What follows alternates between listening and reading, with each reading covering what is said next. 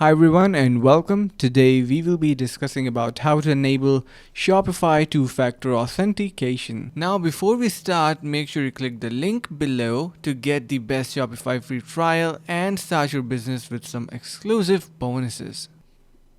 So first of all, you need to head over to your settings from the bottom left side of your screen, and there you can see we have various options.